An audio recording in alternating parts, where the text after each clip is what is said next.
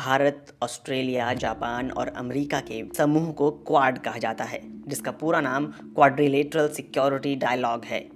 Quad के सदस्यों में शामिल अमेरिका विश्व की सबसे बड़ी अर्थव्यवस्था है, जापान तीसरी और भारत पांचवी बड़ी अर्थव्यवस्था है। ऑस्ट्रेलिया भी एक विकसित देश है। इतनी बड़ी सामूहिक ताकत दुनिया की दूसरी सबसे बड़ी अर्थव्यवस्था यानी चीन के बढ़ते असर और उस पर निर्भरता को कम करने के इरादे से इकट्ठा हो रही है। पिछले महीने एक वर्चुअल बैठक में भारत, जापान और ऑस्ट्रेलिया के व्यापार व वाणिज्य मंत्रियों ने भाग लिया था। उस बैठक का मकसद चीन पर आर्थिक और व्यापारिक निर्भरता को कम करने के लिए तीनों देशों के बीच एक सप्लाई चेन बनाने की तैयारी करना था। भारत, जापान और ऑस्ट्रेलिया की इस कोशिश को सप्लाई चेन रेजिलियंस इनिशिएटिव यानी SCRI का नाम दिया गया है। इन कोशिशों को चीनी राष्ट्रपति शी जिनपिंग के बेल्ट एंड रोड इनिशिएटिव के विकल्प के रूप में देखा जा रहा है। ये दो धारी तलवार यानी क्वाड और SCRI चीन के खिलाफ व्यापार, स्वास्थ्य और सुरक्षा के क्षेत्र में सहयोग बढ़ाकर इस्तेमाल की जाएगी। सवाल उठता है कि आखिर भारत को इससे कितना फायदा होगा।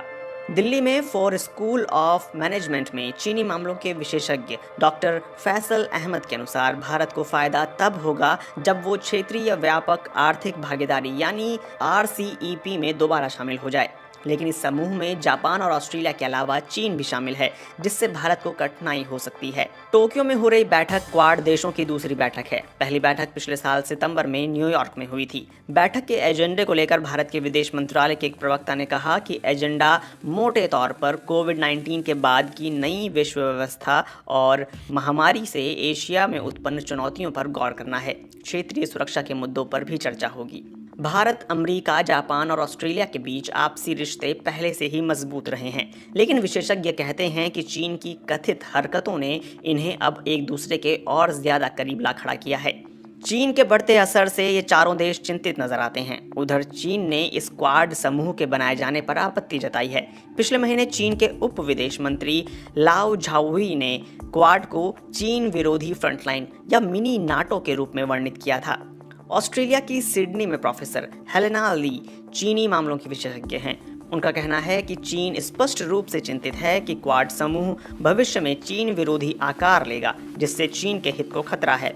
लेकिन चीन में सिचुआन विश्वविद्यालय के स्कूल ऑफ इंटरनेशनल स्टडीज के एसोसिएट डीन प्रोफेसर हुआन यूनसोंग कहते हैं कि इन चारों देशों का चीन का विरोध करना किसी के हित में नहीं है। वो कहते हैं कि यह दुर्भाग्यपूर्ण है कि क्वाड देश कोरोना महामारी के खिलाफ लड़ाई में अपनी नाकामी को चीन के खिलाफ लड़ाई बनाकर छिपा रहे हैं। प्रोफेसर वान यूनसोंग के विचार में ये अनिश्चित है कि अमेरिका के नेतृत्व में सप्लाई चेन को मजबूत करना कितना प्रभावी हो पाएगा। सफलता मिलने की कम उम्मीद के बावजूद ये इन चारों देशों की मजबूरी है कि वो चीन के असर को कम करें, क्योंकि ये वो देश हैं जिनकी अर्थव्यवस्थाएं चीन से गहरे तौर से जुड़ी हैं। इसे समझने के लिए ज़रा इन तथ्यों पर ध्यान दें। चीन 2013 से 17 तक भारत का सबसे बड़ा ट्रेडिंग पार्टनर रहा, अब दूसरा सबसे बड़ा ट्रेडिंग पार्टनर है। ऑस्ट्रेलिया के कुल निर्यात का लगभग आधा यानी 48.8% चीन को जाता है।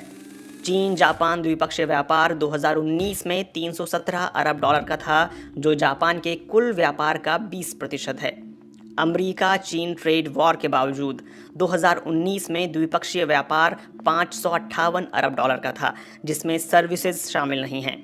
इस साल जुलाई तक चीन अमेरिका के बीच द्विपक्षीय व्यापार 290 अरब डॉलर से ज़्यादा था। एक तरह से देखें तो इन देशों के लिए चीन से पीछा छुड़ाना इतना आसान नहीं है। ये चारों देश व्यक्तिगत रूप से भी चीन पर निर्भरता कम करने में जुटे हैं। भारत ने चीन के कई ऐप पर पाबंदी लगा दी है।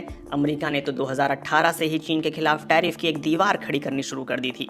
जापान अपनी उन कंपनियों को अपने देश में वापस लाने की योजना पर काम कर रहा है जिनका प्रोडक्शन यूनिट चीन में है, और ऑस्ट्रेलिया ने भी चीन की धमकियों में आना बंद कर दिया है। लेकिन चीन के खिलाफ व्यक्तिगत रूप से उठाए कदम अब तक बहुत कामयाब होते नजर नहीं आते। अमेरिका के टैरिफ युद्ध के बावजूद चीन ने इस साल जुलाई तक अमेरिका को 220 अरब डॉलर का सामान बेचा है।